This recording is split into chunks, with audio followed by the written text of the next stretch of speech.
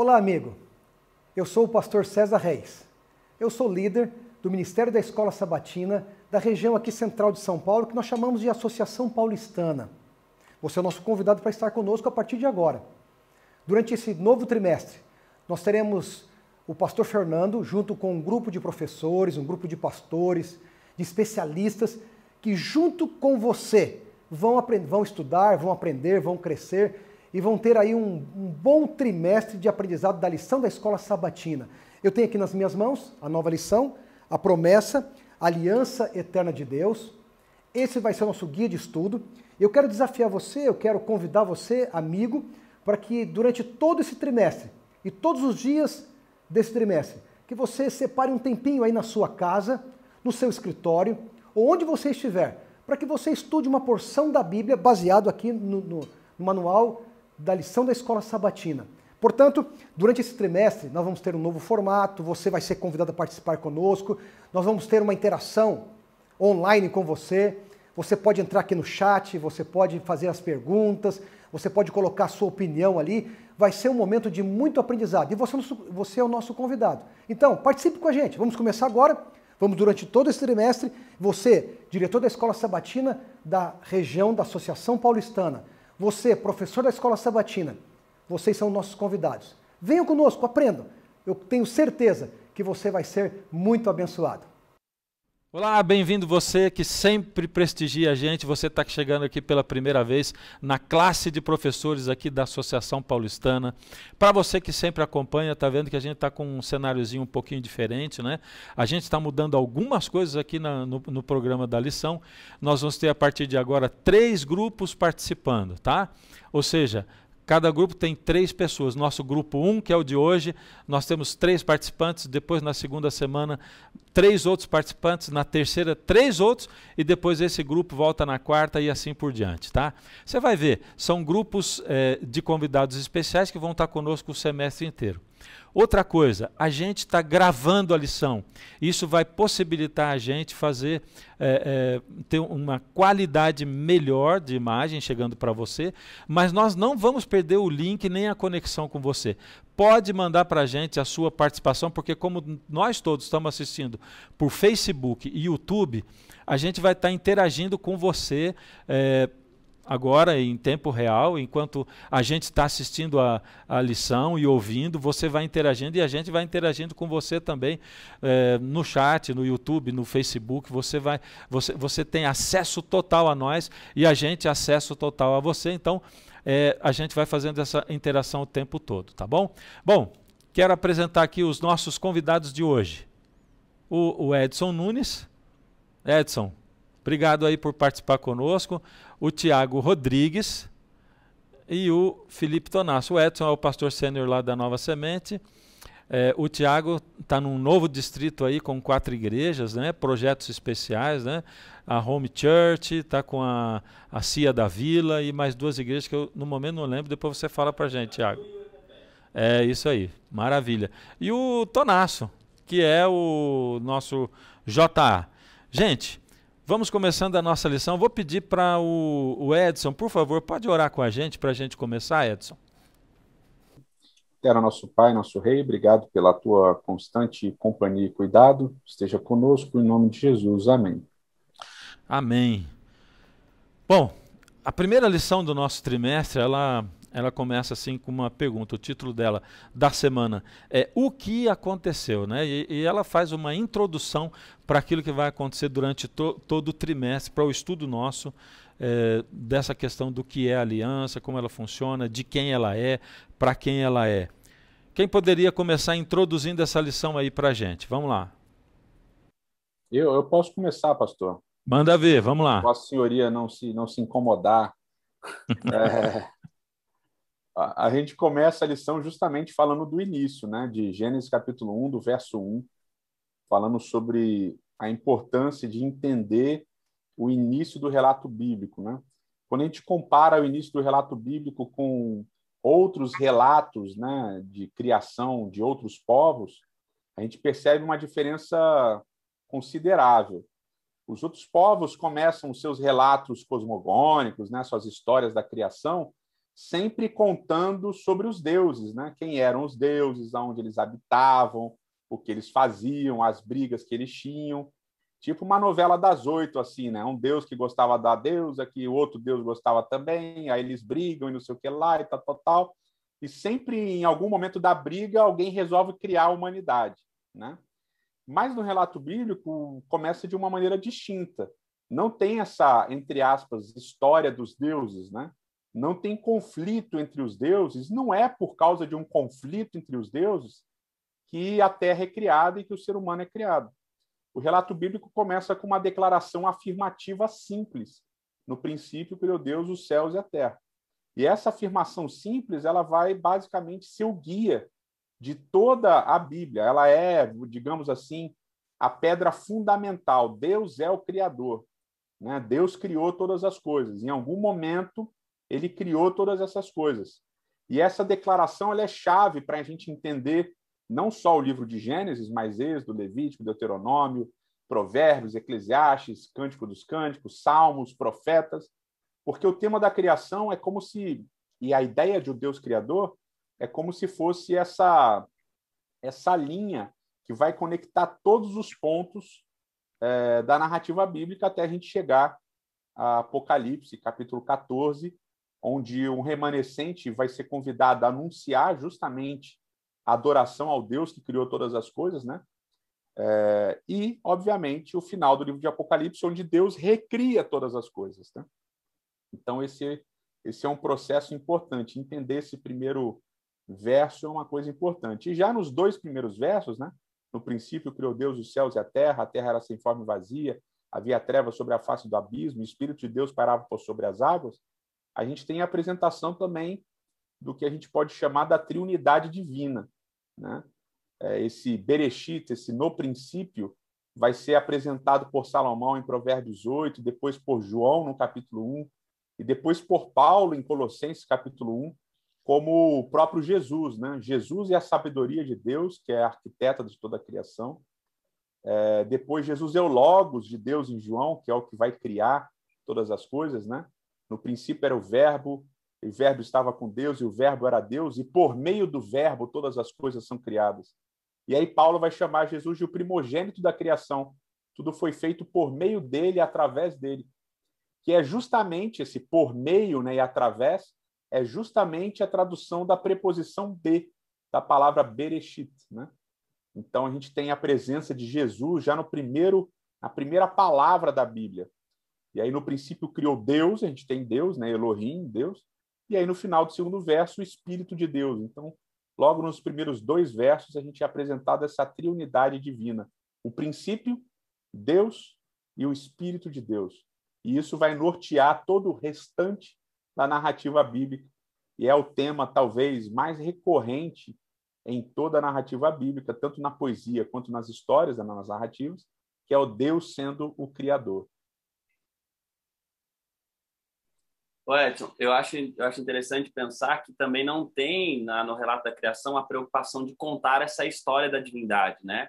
Não tem, o divino não será entendido como importante e tudo mais porque ele tem uma história passada por conta dos feitos. Não, ele vai porque por essa história toda, né, dos conflitos, ele venceu outros deuses e tudo mais, tal. Não, ele não existe essa preocupação no texto bíblico de falar sobre isso, né?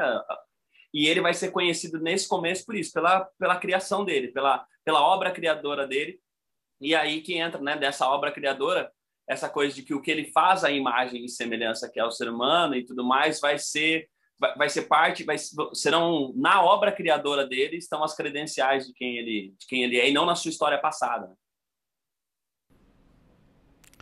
Maravilha, sabe, assim, só permanecendo mais um pouquinho aqui nessa parte do domingo, eu sempre tive dificuldade em relação, não dificuldade, mas uma atração para estudar assunto de criacionismo, evolucionismo e tal. Mas durante todo o tempo que eu fiquei buscando provas, né, não era para minha fé basicamente, né, mas era para provar a existência de Deus. Porém, num certo momento, acabou se tornando para mim também. Ou seja, você começa a entrar em contato com isso, com evidências daqui ou dali, mas as evidências elas acabam não sendo suficientes para provar a existência de Deus e nem a não existência dele, né?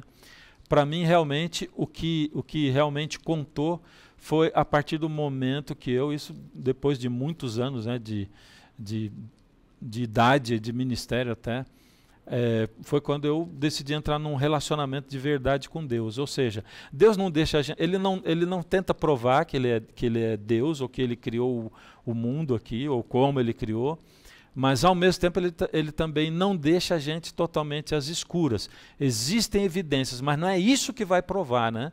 A gente precisa entrar num relacionamento, e eu acho que essa palavra relacionamento ela está presente o tempo todo durante essa lição do trimestre e esse assunto que a gente está conversando aqui hoje, né? E eu estou dizendo isso porque eu tenho visto pessoas, tenho até me relacionado e conversado com pessoas que algumas vezes, algumas pessoas perdem a fé por ficarem tentando provar a existência de Deus, e Deus não estava preocupado com isso aqui, né? Alguém quer falar mais alguma coisa em relação ao domingo ou nós passamos para segunda-feira? Vamos para frente?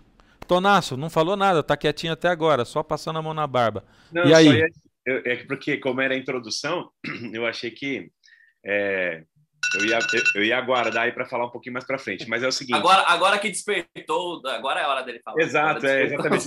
Eu coloquei exatamente para despertar na hora que eu tivesse que falar, então deu certinho, viu, pastor? É o seguinte... Manda a ver.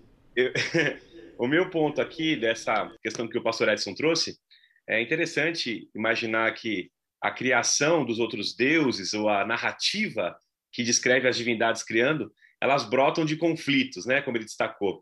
E agora a beleza do texto, que nós vamos caminhar na segunda-feira já, até pré-introduzindo aqui essa questão da segunda, é que a beleza da criação do homem, como coroa da criação, ela nasce não de um conflito, mas exatamente pelo oposto, né? Pela pulsão de Deus de ter uma família espiritual, um relacionamento com o homem. Ele cria para que o homem usufrua de quem ele é. Ele cria para que a gente usufrua não só de quem Deus é, mas da própria criação em si. Ou seja, Deus presenteia o homem de várias formas, com alimento, Deus presenteia com a possibilidade dele continuar assim, criando junto, ou seja, nomeando, cuidando do jardim, procriando e multiplicando, são as bênçãos que Deus dá. Então, acho que a beleza está aqui, pastor. Não nasce de conflito, pelo contrário. O homem nasce de um desejo amoroso de Deus, de uma pulsão amorosa do coração de Deus para dizer assim, você vai ser meu, você vai ser minha família, a família humana, vocês são meus filhos e filhas. Então, acho que é uma baita introdução para entender a aliança de Deus, é entender que o relacionamento parte dele, a ideia de criar é dele e é por amor, né? Sempre por amor. Acho que é uma baita base para estabelecer logo no domingo aí,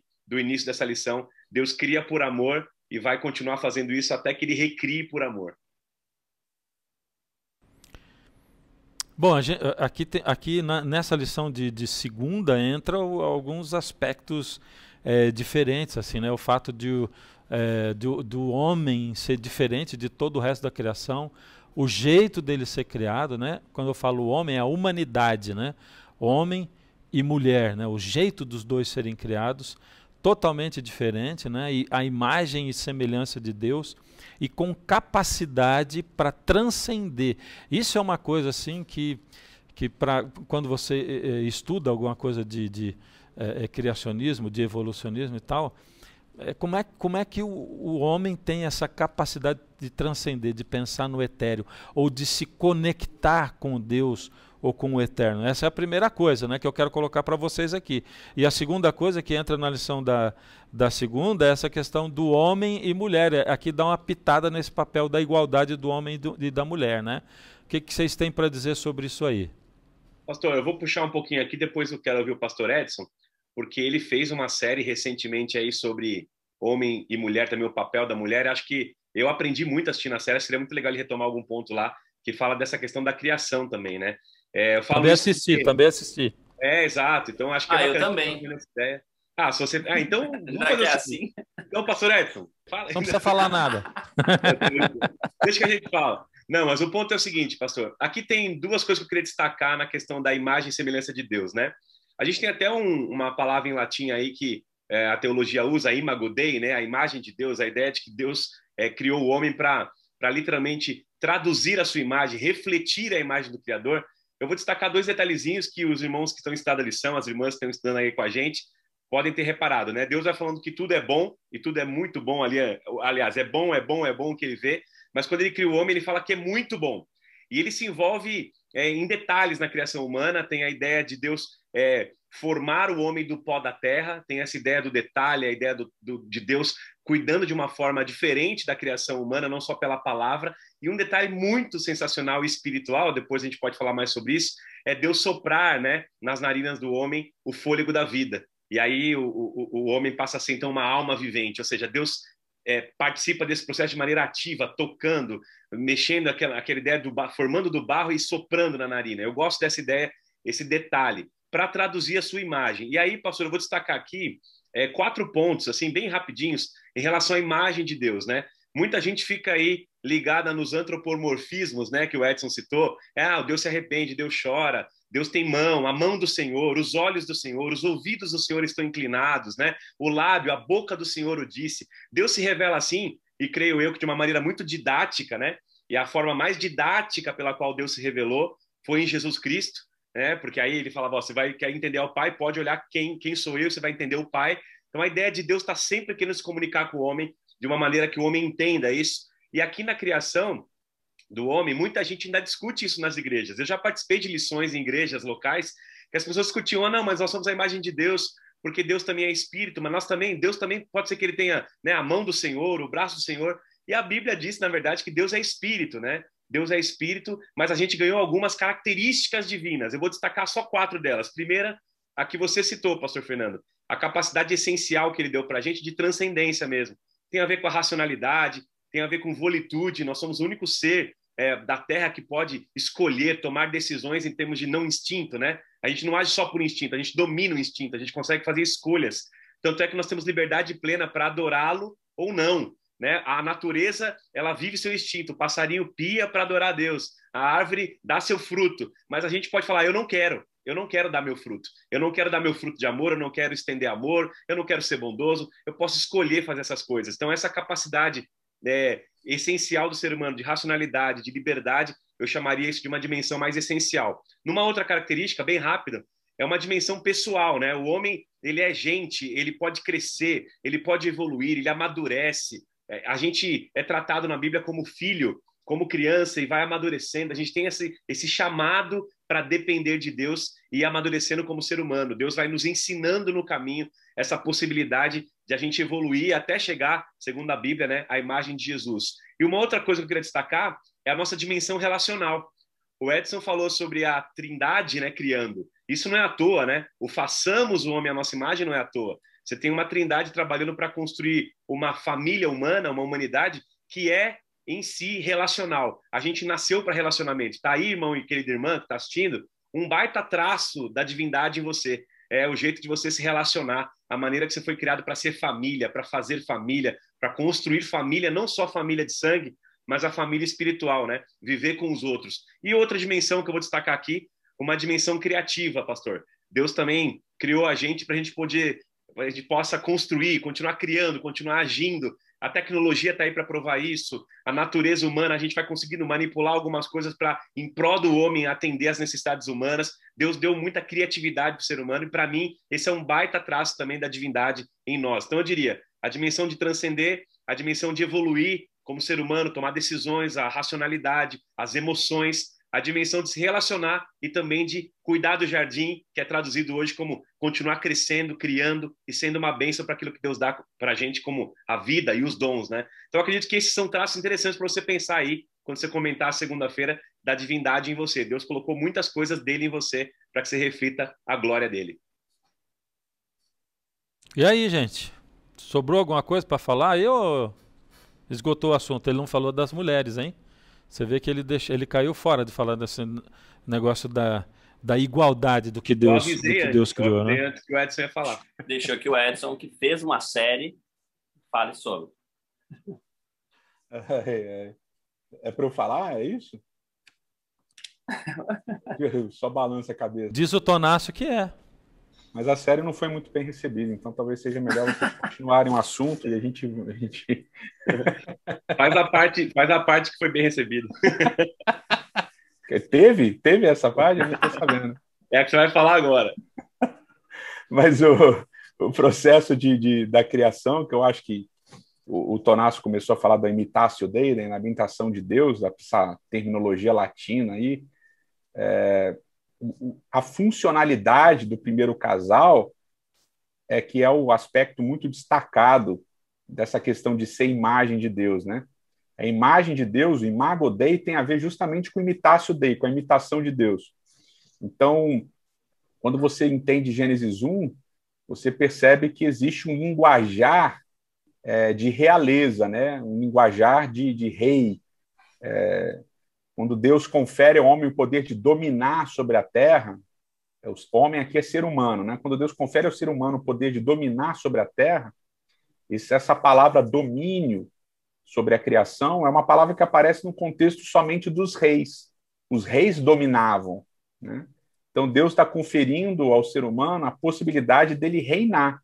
E no capítulo 1, é sempre importante a gente lembrar, né, que macho e fêmea recebem a mesma incumbência de reinar sobre toda a terra.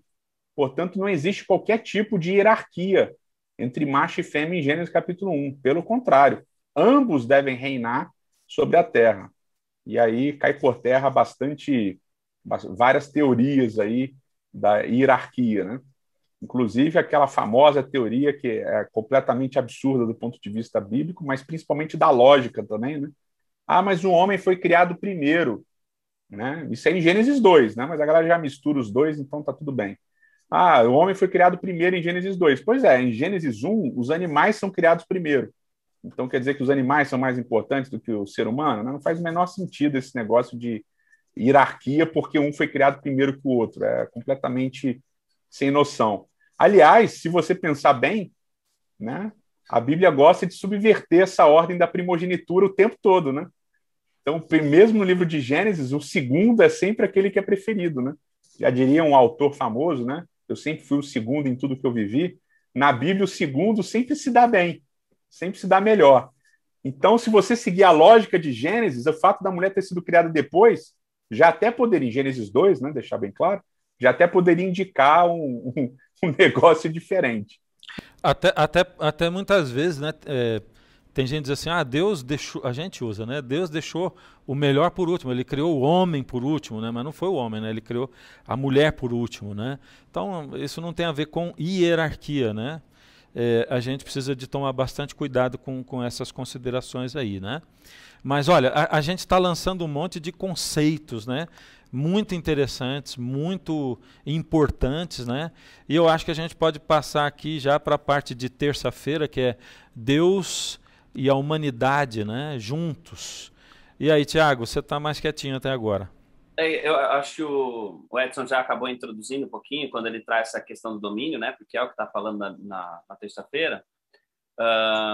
E acho interessante, e pegando um pouquinho dessa questão do homem e da mulher, e agora chegando nessa questão de Deus, a humanidade e tal, que Deus, ele tem lá, né? O Tonasso falou, Deus criou o homem e a mulher, a imagem de Deus e tudo mais, e aí o versículo 28 começa com Deus abençoa. É interessante que a bênção, como a gente mudou muitas coisas e colocou uns significados, restringiu alguns significados, né, de alguns termos, de algumas expressões bíblicas, como essa ideia da bênção, né? Deus abençoou. E a bênção de Deus é a declaração do ser de fecundos e tudo mais. Deus abençoa atribuindo uma função, e uma função que é muito semelhante a uma função que ele tem, né? Ele atribui uma função que é a função do domínio, que é a função da procriação. Interessante que essa bênção de Deus de criar, né? Pensando no encher a terra, é algo que é feito pelos dois, né? Pelo homem e pela mulher. Não é algo que está sobre o homem, é algo que está sobre o gênero humano. E eu acho interessante essa partilha, né? Deus ele está colocando o ser humano para um tipo de relação com a Terra que é muito semelhante com aquilo que ele vai ter com o ser humano. E ele vai ter uma relação, ele tem uma relação de domínio com o ser humano, que é essa relação de cuidado, que é essa relação de prover o necessário. e dá para o ser humano, dentro da bênção que ele dá para o ser humano, ele dá essa função também de ser aquele que zela. E só uma coisa importante, que eu acho que na lição de terça-feira tem essa coisa de Deus e a humanidade juntos, né? Mas eu acho que às vezes a gente perde de vista um pouquinho que essa relação Deus e a humanidade passa pela relação do humano com o ambiente onde ele está. Todo tempo, no Gênesis, existe essa ideia de que o ser humano ele é um ser integrado com o ambiente. Em algum momento, a gente foi se distanciando disso e até mesmo dentro da mentalidade cristã mesmo, se criou uma ideia do ser humano como alguém que ele pode explorar indevidamente, de que ele pode usar os recursos naturais, de que o ambiente... E aí esse domínio, que era um domínio de cuidado, que era um domínio de esse ser que é a imagem e semelhança de Deus, como o Tonás falou, com essas características, ele consegue ser alguém que serve, que cuida desse ambiente que está sob seu domínio. Agora, essas faculdades pervertidas, elas se transformaram numa maneira de explorar esse ambiente onde o ser humano está. Então, acho que é importante pensar que esse Deus e a humanidade, essa relação que Deus está estabelecendo com o humano, essa relação de dar função, de estender a expressão do que Deus faz para aquilo que o ser humano vai fazer e dizer, olha, vocês continuam aquilo que eu faço, vocês são uma extensão da minha obra e da minha maneira de manter esse ambiente. Eu acho que quando Deus faz isso, ele está assim, estabelecendo uma relação com o ser humano, ele está colocando o ser humano numa relação pessoal, próxima, e ao mesmo tempo ele está colocando esse ser humano também numa relação de proximidade, de intenção, de cuidado com o ambiente onde ele está. E eu acho que isso traz algumas coisas muito importantes para a gente quando a gente vai pensar na aliança e pensar no que essa vida na aliança representa para a gente hoje, inclusive. Que é essa ideia de que nós também precisamos, como sujeitos que estão entrando nessa aliança, resgatar esses conceitos, resgatar essa relação de domínio, resgatar essa compreensão da nossa relação com Deus e resgatar também essa compreensão da nossa relação com o ambiente onde nós estamos inseridos. Olha, eu fiz uns rabisquinhos aqui, né? Pensei nos negócios, porque foi muito legal estudar essa lição. Eu aprendi um negócio assim, um negócio para mim, pelo menos surgiu como novo, né? Tem coisas que se apresentam conforme a gente vai estudando, né?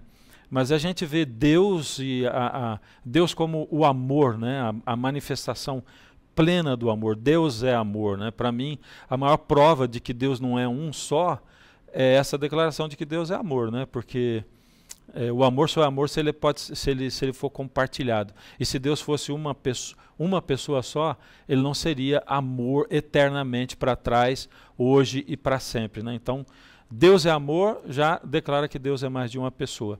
E o amor, como esse desejo de ser compartilhado, então Deus compartilha a vida, ele deseja criar outros seres para se relacionarem com ele e com quem ele pode se relacionar. E aí entra uma palavra que para mim é muito importante, que é essa questão de relacionamento, né?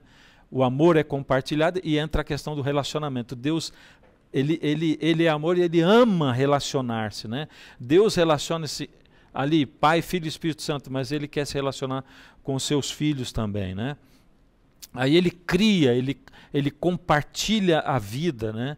E aí os filhos recebem tudo, né? Sem ter merecimento nenhum, né? Ou seja, as criaturas, nós recebemos tudo de Deus sem merecimento nenhum. Quer dizer, isso partiu de Deus, foi ideia de Deus. Eu quero dar para vocês a experiência de viver, de sentir o que é viver, de respirar, de comer, de se relacionar com as outras pessoas, de ter os sentidos, né? E isso, então, para mim se configura num grande cenário, que é essa graça antes da graça. Aí que foi que eu atentei para isso, que eu aprendi. Essa graça antes da graça.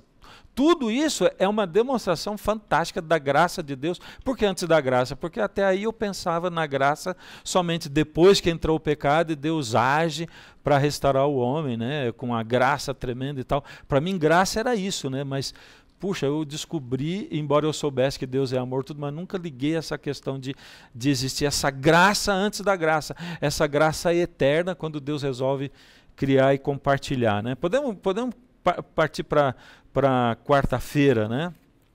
Vamos lá para quarta-feira? É interessante conectar o que o Tiago colocou, o que você acabou de falar também, Fernando, porque quando você pensa do ponto de vista técnico, do processo de aliança, é exatamente isso que vocês dois falaram que está acontecendo, né?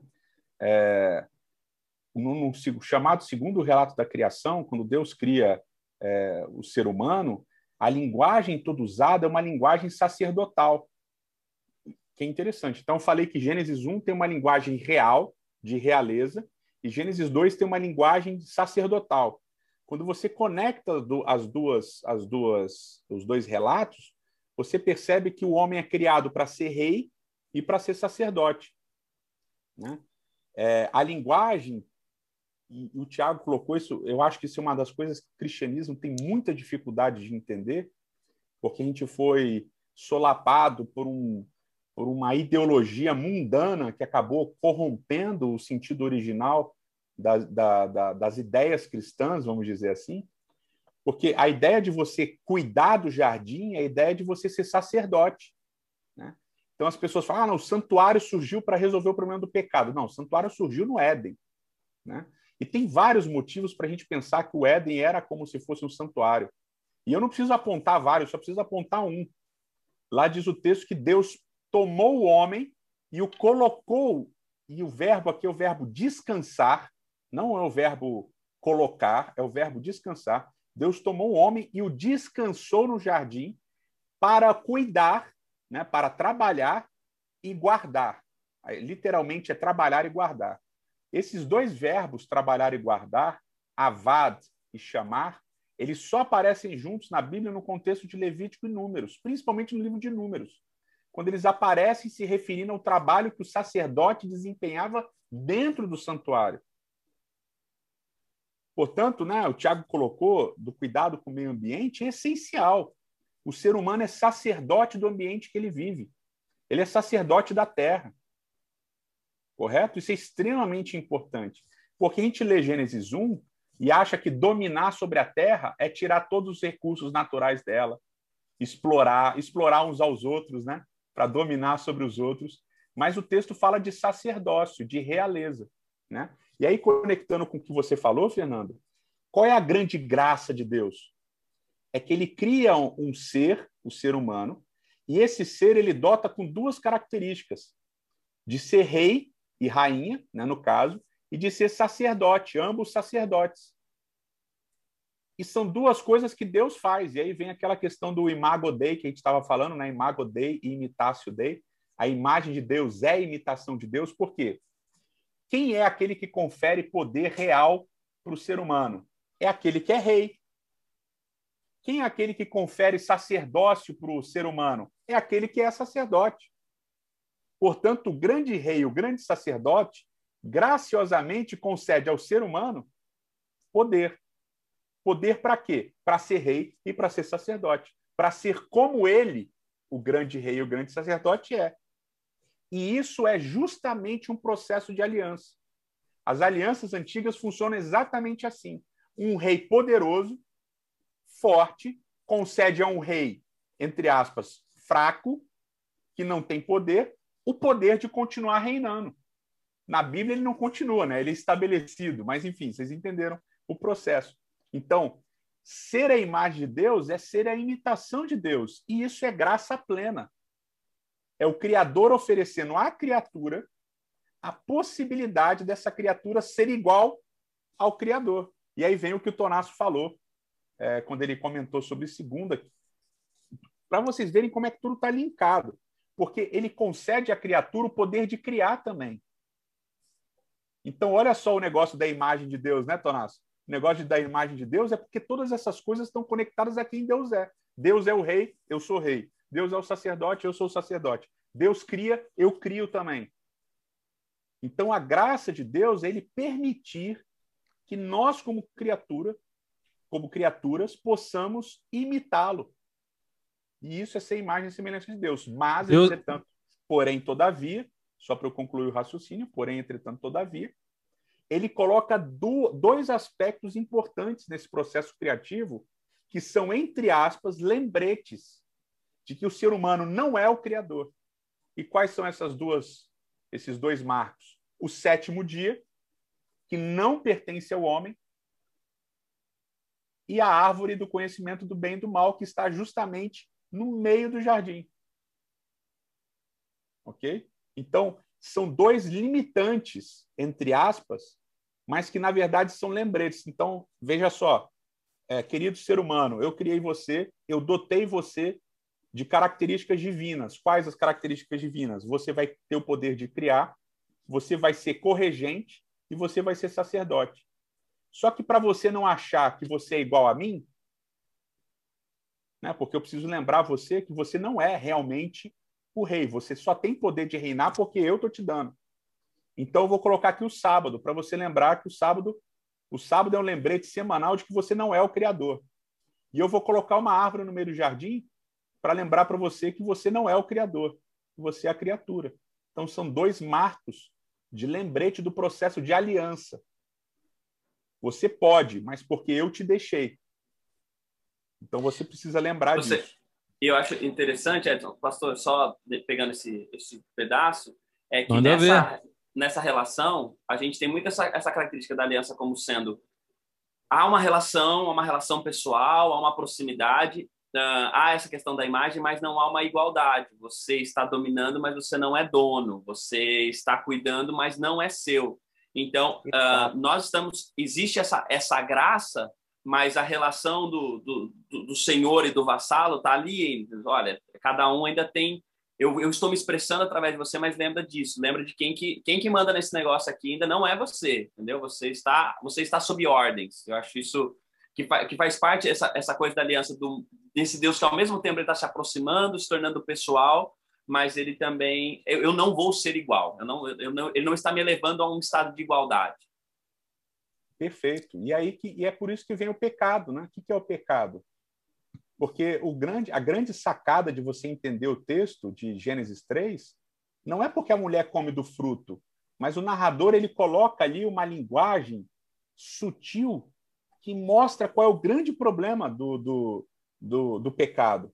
Porque em Gênesis 1 diz que Deus criava, ele via, né? E viu Deus que era bom, e viu Deus que era bom, e viu Deus que era bom. E no último dia, e viu Deus que era muito bom, no 6º dia, né? Aí, quando a gente vai para Gênesis 3, depois de todo aquele diálogo da serpente com a mulher, a grande sacada é o texto de Gênesis capítulo 3, verso 6, se eu não me engano, que diz assim: e viu a mulher que o fruto era bom, e por isso tomou e o comeu. Ou seja, quando ele junta o verbo ver e o substantivo bom, ele está dizendo assim: o ser humano assumiu que ele podia ser igual a Deus e determinar o que era bom. Então, o grande pecado é justamente a criatura esquecer-se de quem é o Criador. E aí ela toma para si, ela rola para si uma qualidade que não pertence a ela. E aí eu vou fazer uma ilustração aqui que eu fiz esses dias e, para os meus filhos aqui funcionou muito bem, né? Tomara que funcione para quem está assistindo a gente. No Brasil, a gente tem 3 poderes, né? O executivo, o legislativo e o judiciário, né? Que está uma bagunça, mas, enfim, tem os 3 poderes. Deus, quando ele cria o ser humano, quando ele lida com o ser humano, ele deixa claro o seguinte: o poder legislativo é meu, eu legislo. O poder judiciário é meu, eu sou o único que julga o que é certo e o que é errado. Agora, o poder executivo a gente pode dividir. Eu fiz, mas eu passei para você fazer, para você tomar conta, para você executar as coisas. Então, quando o homem resolve que ele vai dominar tudo, é que começam os problemas da humanidade. Gostei de você aplicar isso para as crianças, coitadinho delas. Eles não têm nenhum entendimento total dessa coisa. E aí você, mas tá bom, vale a pena. Pena que eu não aprendi antes isso. Mas deixa eu falar um negócio, essa questão aí, olha, As crianças não vão ficar brigando quem é da direita e da esquerda, eles também não entendem isso, né? Então isso é bom. Eu fiquei pensando o seguinte, né, que quando Deus coloca esses 2 limitadores, né, que são o sábado e a árvore, e o sábado lembra que o homem não é o Criador, a árvore lembra o homem de que ele não é eterno se ele não tem Deus, né? Porque no dia em que você comer, você vai morrer. Ou seja, você é eterno, mas não é eterno sem mim. Você é eterno enquanto ligado a mim, né? Tem uma codependência total, né? Eu sou a fonte, não tem jeito. Você é um liquidificador que está ligado a mim, né? Então, a árvore lembrava isso. Bom, gente, nós temos aí uns minutos para partir para quinta-feira, mas se você tiver alguma coisa mais para acrescentar, qualquer um de vocês aí, né, em relação à quarta-feira, senão a gente vai de quarta para quinta. Quem gostaria, quem se habilita? Quarta, eu acho que a gente já falou, né? A gente já falou aí sobre a missão e o pecado. Sim, mas se tiver alguma coisa para falar, nós podemos só de um para o outro, senão nós já vamos para quinta-feira. O Tonasso tem que falar mais, ele está falando pouco. Pode ir para quinta, pastor. Então vamos. Tonasso. Vou destacar a quinta-feira aqui, então. Aqui, pastor, acontece talvez a maior promessa, né, messiânica, ou seja, a maior promessa que a gente já ouve ali logo nos primeiros 3 capítulos de Gênesis, que narra ali a criação, a queda. E quando está começando a narrar a queda, já vem ali essa promessa que é conhecida como a maior promessa ali, que já apontava para Cristo, né? Então eu vou ler o texto, que é famoso, mas eu me lembro que eu ouvia tanto desse texto quando eu era mais novo, Gênesis 3,15, só que as pessoas não citavam o texto. Gênesis 3,15, Gênesis 3,15. Eu lembro que era menino, as pessoas falavam, Gênesis 3,15 tem uma verdade muito grande. Eu não sabia qual texto era, então eu vou citar, vai que você, né, irmão, irmã querida que está assistindo aí, não se lembre. Então, o texto diz assim, farei que haja inimizade entre você e a mulher, né? Deus está falando isso para a serpente, na hora de amaldiçoar a serpente, depois do que a gente já falou da queda ali de Adão e Eva, dela ter tomado do fruto e dado para Adão. Então ele está fazendo ali o que a gente chama das maldições, ele está amaldiçoando a terra, ele está amaldiçoando essa relação da serpente também com a mulher. Ele vai dizer o seguinte, farei inimizade entre você e a mulher, e entre a sua descendência, né, estou falando para a serpente isso, e o seu descendente, e aqui a lição vai destacar isso, né, o descendente da mulher. Ele vai ferir a sua cabeça, está falando isso para a serpente, e a serpente vai ter poder apenas de ferir o calcanhar desse descendente. Aqui, pastor Fernando, a gente tem claramente o rompimento desse relacionamento, mas no meio dessa tragédia, a gente já tem a primeira palavra de esperança para o homem, sabe? Antes de Deus agir ali, a gente sabe que Deus já estava agindo em busca do homem, porque a lição destaca isso, né? Ele já sai pelo jardim na viração do dia, perguntando onde estás, né?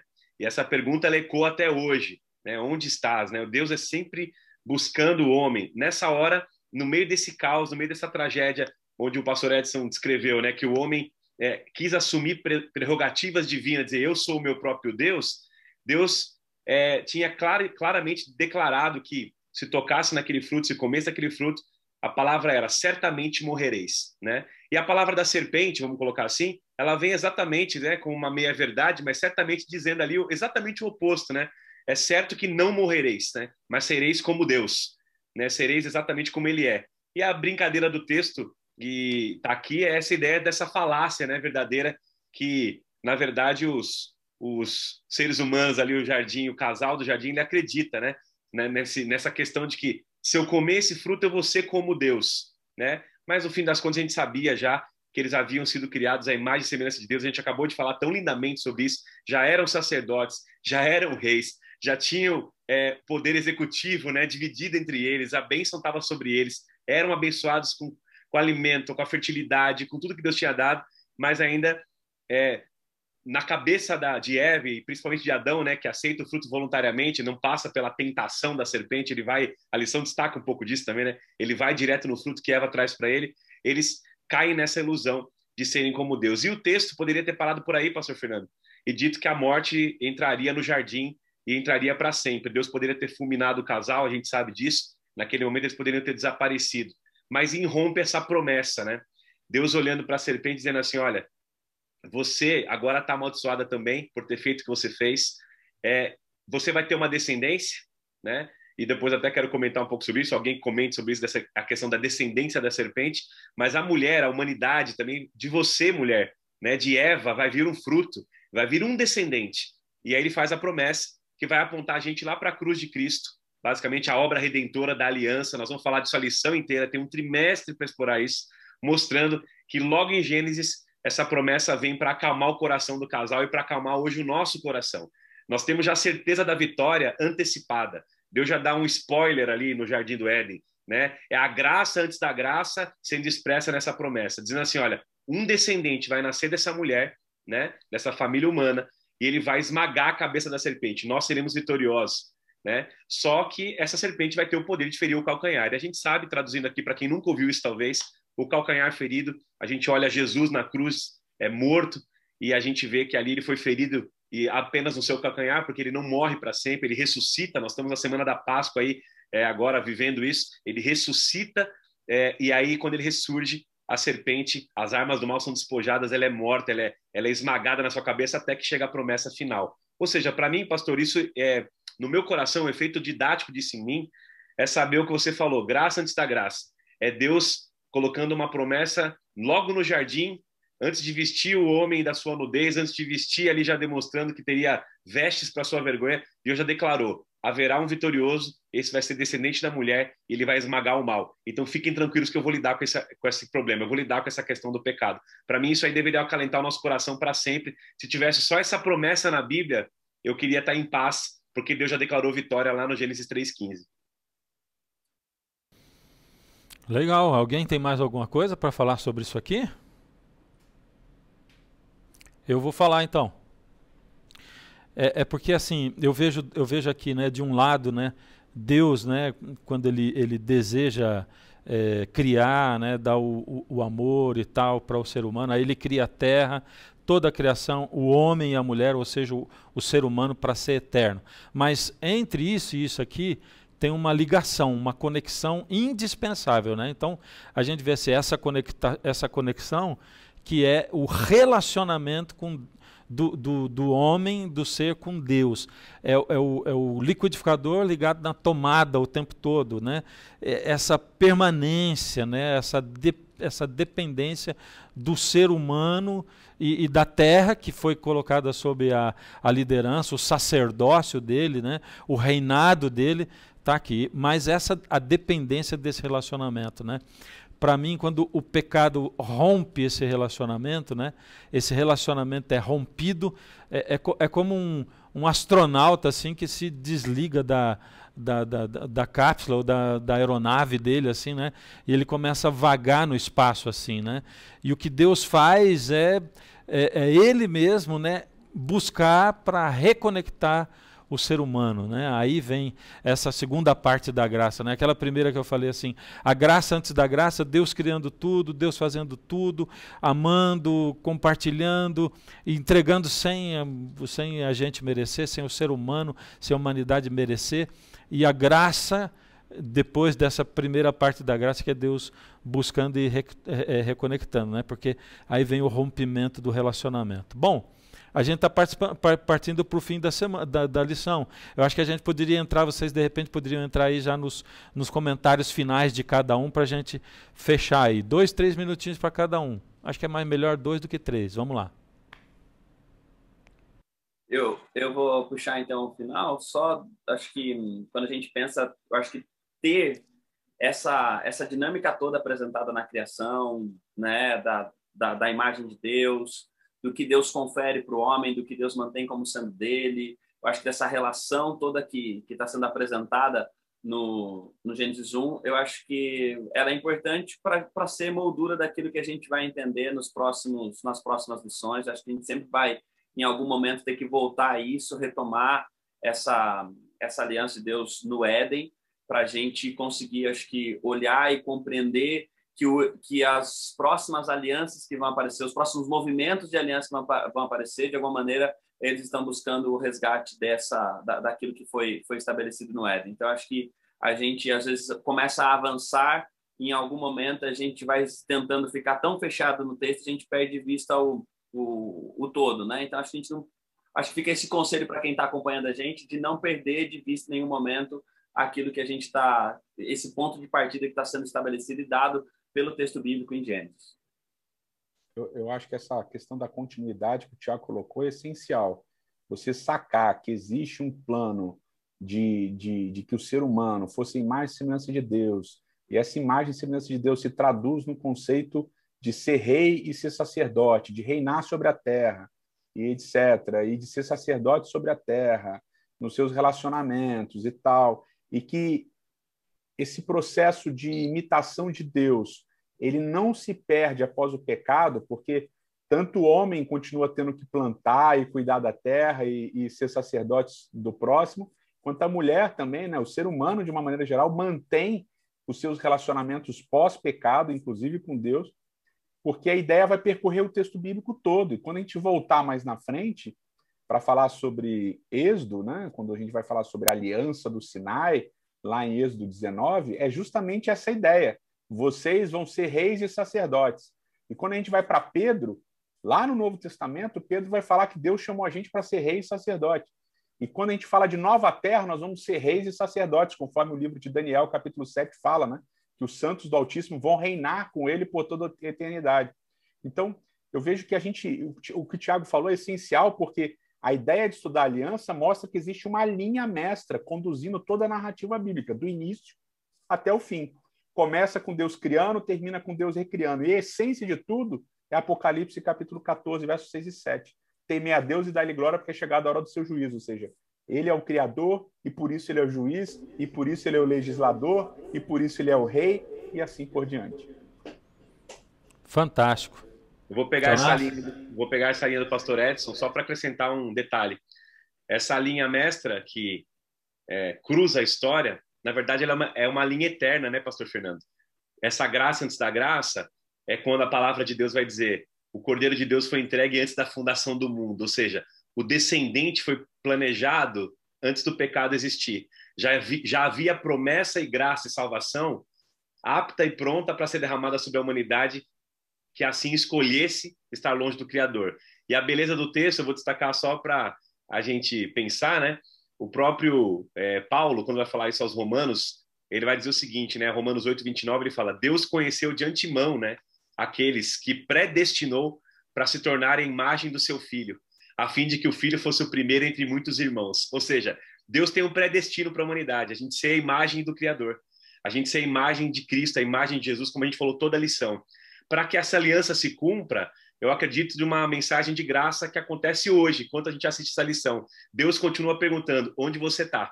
Onde é que você está? Deus continua perguntando nos jardins da nossa vida, né, nos nossos desencontros, nos nossos descaminhos aí da vida. Deus continua perguntando: onde você está? E muita gente ainda, pastor, foge de Deus. Muita gente ainda vai para trás de arbustos dizendo: tive medo do Senhor.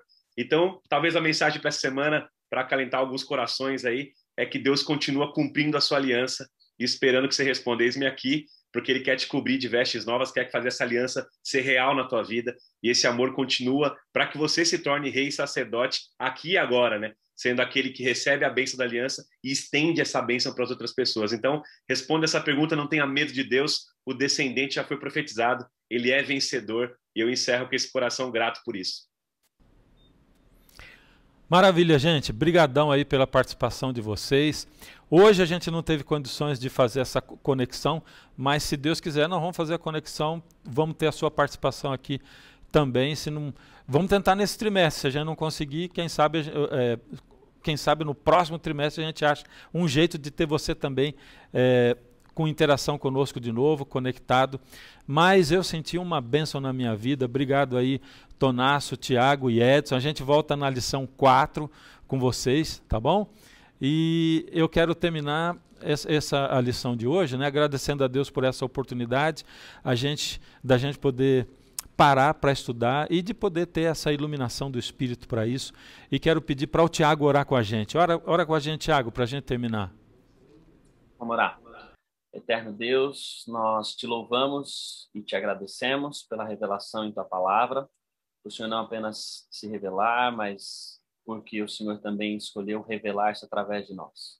Nós, nesse momento, pedimos que o Senhor continue nos iluminando e nos conduzindo para viver nessa relação contigo onde nós podemos ser transformados à tua imagem e à tua semelhança. Que a gente seja uma expressão de quem o Senhor é, para aqueles que passarem pela nossa vida, e que, ao viver isso, nós consigamos desfrutar das bênçãos dessa aliança e estender essas bênçãos a tantos outros que assim precisam.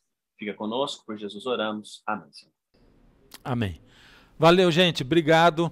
Compartilhando sempre o nosso link. Vamos multiplicar o alcance dessa palavra para muita gente, tá? Deus abençoe vocês. Um feliz sábado. Até a semana que vem com uma nova equipe que vai estudar com a gente a lição. Até já.